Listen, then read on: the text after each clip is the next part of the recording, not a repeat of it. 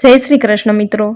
आज वैशाख मासनी शुक्ल पक्षनी चौथ एटले विनायक चौथ।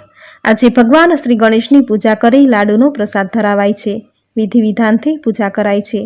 भगवान श्री गणेशने प्रिय लाडू, दुर्वा अने सिंदूरनुं आजना दिवसे खास महत्व छे, जेना वगर भगवान श्री गणेशनी पूजा आजे अधूरी छे। आजना दिवसे भगवान श्री गणेशनी पूजा करवाथी श्री गणेश भक्तोना विघ्नो हरे छे। आखुं वर्ष शुभ मंगलमय रहे छे। आ चौथने विनायक चौथ कहेवाय छे, जेनुं गुजरात सौराष्ट्रमां आ चौथनुं खास महत्व छे। आजना दिवसे भगवान श्री गणेशने पंचामृतथी स्नान करावी, त्यारबाद शुद्ध गंगाजळथी स्नान करावी गणेशनी स्थापना करवी। आम तो भगवान श्री गणेशनी स्थापना बाजट के पाटला पर कराय छे, परंतु आजना शुभ दिवसे भगवान श्री गणेशनी स्थापना सूपड़ामां कराय छे। सूपड़ामां घऊनी ढगली करी श्री गणेशने स्नान करावी शुद्ध घीमां सिंदूर घोळी भगवान श्री गणेशने सिंदूरनो लेप कराय छे। त्यारबाद सूपड़ा पर तेनी स्थापना कराय छे। भगवान श्री गणेशने दुर्वा, अक्षत, पुष्प चढ़ावी लाडूनो प्रसाद धरावाय छे। आ पूजा मध्याह्न समये कराय छे। વધેલા સિંદૂરથી ઘરના મુખ્ય દરવાજે શુભ લાભ લખવામાં આવે છે, જેનાથી ઘરમાં શુભતા સાથે મંગલતાનો પ્રવેશ થાય છે। ત્યારબાદ સંધ્યા સમયે ધૂપ, દીપ આરતી કરી ભગવાન શ્રી ગણેશનું ઉત્થાપન કરાય છે।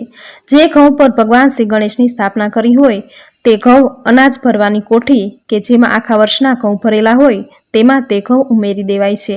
એવું કહેવાય છે કે આ વિધિ વિધાનથી પૂજા કરવાથી આખું વર્ષ ઘરમાં ધન ધાન્યના ભંડાર ભરેલા રહે છે। ભગવાન શ્રી ગણેશની કૃપાથી ઘરમાંથી અન્ન કે ધન ખૂટતું નથી, કારણ કે સુપડું એ અક્ષય પાત્ર કહેવાયું છે, જેના પર ભગવાન શ્રી ગણેશ બિરાજમાન થઈ रिद्धि सिद्धि सहित तेनी पूजा करवाथी भगवान श्री गणेश, माता लक्ष्मी साथे अन्नपूर्णानी कृपा प्राप्त थाय छे। आथी आ दिवसे विधि विधानथी भगवान श्री गणेशनी पूजा कराय छे, परंतु आ दिवसे चंद्र दर्शन नहीं कराता। आ दिवसे चंद्र दर्शन करवाथी दोष लागे छे। जो बीजना दिवसे चंद्र दर्शन कर्या होय तो आ दिवसे चंद्र दर्शन करी शकाय। आ रीते आजना दिवसे भगवान श्री गणेशनी पूजा करी लाडूनो प्रसाद धरावो। थोड़ो प्रसाद गरीबों के ब्राह्मणों ने वहेंचवो, जेनाथी भगवान श्री गणेश प्रसन्न थशे।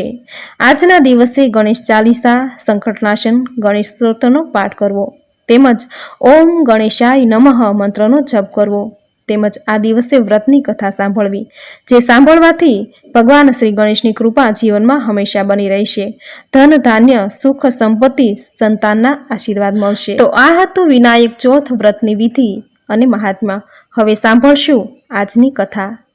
एकवार माता पार्वतीए भगवान शिवजी साथे चौपाट रमवानी इच्छा व्यक्त करी। शिवजीए चौपाट रमवानुं शरू कर्युं, परंतु आ रमतमां मुश्केली ए हती के हार जीतनो निर्णय कोण करे। तेनी माटे घासना भूसामांथी एक बाळकनी रचना करी तेमां प्राण प्रतिष्ठा करी दीधी अने कह्युं के तू हार जीतनो निर्णय करजे। रमत शरू थई त्यारे शरूआतमां 3 वार माता पार्वती जीत्या, परंतु ते बाळके कह्युं के महादेव जीत्या छे। त्यारे माता पार्वतीने खूब ज गुस्सो આવ્યો અને બાળકને કાદવમાં રહેવાનો શ્રાપ આપ્યો। બાળકે માફી માંગી ત્યારે માતા પાર્વતીએ કહ્યું કે 1 વર્ષ પછી નાગકન્યાઓ અહીં આવશે, તેમના કહ્યા પ્રમાણે શ્રી ગણેશ ચતુર્થીનું વ્રત કરવાથી તારા કષ્ટ દૂર થઈ જશે। ત્યારબાદ એ બાળકે ગણેશજીની ઉપાસના કરી અને ભગવાન શ્રી ગણેશને પ્રસન્ન કર્યા। ગણેશજીએ પોતાના માતા પિતા અર્થાત ભગવાન શિવ પાર્વતીના દર્શન કરવા માટે કૈલાસ જવાનું વરદાન આપ્યું। બાળક કૈલાસ પહોંચી ગયો તો માતા પાર્વતીને મનાવવા માટે શિવજીએ પણ 21 દિવસ સુધી શ્રી ગણેશ વ્રત કર્યું અને પાર્વતી માની ગયા। ત્યારબાદ માતા પાર્વતીએ પણ પોતાના પુત્રને મળવા માટે 21 દિવસ સુધી વ્રત કર્યું અને તેમની આ ઈચ્છા પૂરી થઈ। એવું માનવામાં આવે છે કે આ બાળક જ ભગવાન કાર્તિકેય છે। બોલો ભગવાન શ્રી ગણેશની જય। તો આપણે સાંભળી વિનાયક ચતુર્થીના વ્રતની કથા।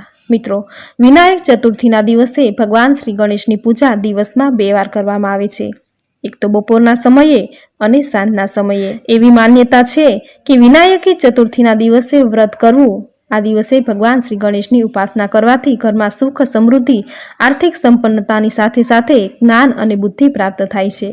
ચતુર્થીએ ગણેશની પૂજા કરવાથી તમામ કાર્યો સિદ્ધ થાય છે અને દરેક મનોકામના પૂર્ણ થાય છે। વિનાયક ચતુર્થી વિશે એવી માન્યતા છે કે તેના પ્રભાવથી જીવનમાં આવતી દરેક બાધાઓ, સંકટ, કષ્ટ દૂર થઈ જાય છે. વિધિ વિધાન પૂર્વક આ વ્રત કરવાથી આજના દિવસે ભગવાન શ્રી ગણેશની પૂજા કરવાથી દરેક મનોકામના પૂર્ણ થાય છે. ગણપતિની પૂજા કરવાથી સુખ, સમૃદ્ધિ, ધન, દોલત સાથે જ્ઞાન અને બુદ્ધિ પ્રાપ્ત થાય છે. તો મિત્રો, આ હતું આજના દિવસે કરવાનું ભગવાન શ્રી ગણેશનું વ્રત, તેમની પૂજા, મહાત્મ્ય અને કથા વાર્તા. તો મિત્રો, આજનો આ વિડીયો તમને સાંભળવો જરૂર ગમ્યો હશે તો વિડીયોને લાઇક કરી કોમેન્ટમાં જય શ્રી ગણેશ જરૂર લખજો. ચેનલ સબસ્ક્રાઇબ કરી બાજુમાં બેલ આઇકન જરૂર પ્રેસ કરજો. આવી જ નવી ધાર્મિક માહિતી, નવા ધાર્મિક વિડીયો સાથે ફરી મળીશું. ત્યાં સુધી આપ સૌને મારા જય શ્રી કૃષ્ણ.